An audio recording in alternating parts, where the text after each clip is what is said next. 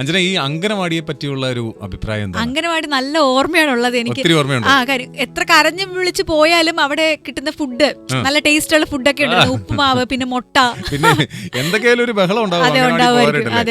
ഈ അംഗനവാടിയിൽ നിന്നും കിട്ടുന്ന സേവനങ്ങളെ പറ്റിയാണ് ഇന്നിപ്പോൾ നമ്മൾ പറയുന്നത്. തീർച്ചയായും അംഗനവാടി എന്ന് പറയുന്നത് 1975 ഒക്ടോബർ 2 ശിശു വികസന വകുപ്പിന്റെ കീഴിൽ പ്രവർത്തിക്കുന്ന ഒരു സ്ഥാപനമാണ്. ഈ അംഗനവാടിയിൽ നിന്നും ഗർഭിണികൾക്ക്, മുലയൂട്ടുന്നവർക്ക്, 3 വയസ്സിൽ താഴെയുള്ള കുട്ടികൾക്ക്, കൗമാരക്കാരായിട്ടുള്ള പെൺകുട്ടികൾക്ക്, ഇവർക്കൊക്കെ സേവനങ്ങൾ ഒരുപാട് കിട്ടുന്നുണ്ട്. കിട്ടുന്ന സേവനങ്ങൾ എന്തൊക്കെയാണെന്ന് വെച്ചാൽ അനുപൂരക പോഷകാഹാരം, പിന്നെ രോഗപ്രതിരോധ കുത്തിവെപ്പ്, സ്കൂൾ വിദ്യാഭ്യാസത്തിന് മുമ്പേ ഉള്ള വിദ്യാഭ്യാസം, പിന്നെ ആരോഗ്യ സംരക്ഷണ വിദ്യാഭ്യാസം എന്നിവയൊക്കെയാണ് കിട്ടുന്ന സേവനങ്ങൾ. ഇനി നമ്മൾ നോക്കാൻ പോകുന്നത് ഒരു കുട്ടി ഉണ്ടാകുന്ന സമയം മുതൽ കുട്ടിയുടെ ഏകദേശം ഒരു 3-4 വയസ്സ് വരെ ഇതിനൊരു പോഷകാഹാരത്തിന്റെ എന്തെങ്കിലും കുറവുണ്ടെങ്കിൽ അതെല്ലാം വളരെ, അതും സൗജന്യമായിട്ട് കേട്ടോ.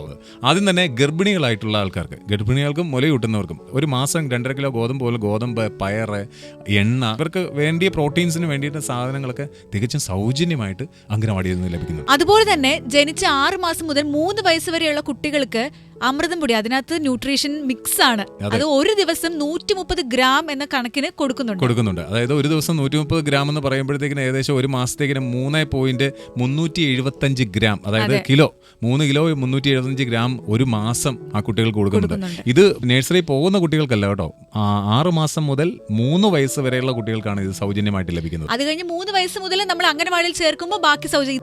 പണ്ടത്തെ പോലെ ഒന്നുമല്ല, ബ്രേക്ക്ഫാസ്റ്റ്, ഉച്ചക്കത്തെ ഫുഡ്, അതിന്റെ ഇടയ്ക്ക് സ്നാക്സ്, അത് കഴിഞ്ഞിട്ട് വൈകുന്നേരം അവർ തിരിച്ച് വീട്ടിലേക്ക് വരുമ്പോൾ അവർക്ക് ടിഫിൻ ബോക്സ് കൊടുത്തു വിടണം. ഇപ്പം ആ ടിഫിൻ ബോക്സിനകത്ത് ഉപ്പുമാവ് നിറച്ച് കൊടുത്തു വിടും. ചിലപ്പോൾ മുട്ടയുണ്ടാവും, ഇപ്പൊ പറഞ്ഞ പോലെ തന്നെ മുട്ടയുണ്ടാവും. അതുപോലെ തന്നെ 10 വയസ്സ് മുതൽ 19 വയസ്സ് വരെയുള്ള കൗമാരക്കാരായിട്ടുള്ള പെൺകുട്ടികൾക്ക് എന്തെങ്കിലും ന്യൂട്രീഷൻസിന്റെ ഒക്കെ കുറവുണ്ടെങ്കിൽ, ആഹാരത്തിന്റെ കുറവുണ്ടെങ്കിൽ നമ്മുടെ ഈ ഗർഭിണികൾക്കും ഇവർക്കും കൊടുക്കുന്ന അതേ പോഷകാഹാരങ്ങൾ ഇവർക്കും നൽകുന്നതായിരിക്കും. BPL കാർഡുള്ളവർക്കും മുൻഗണനയുണ്ട്.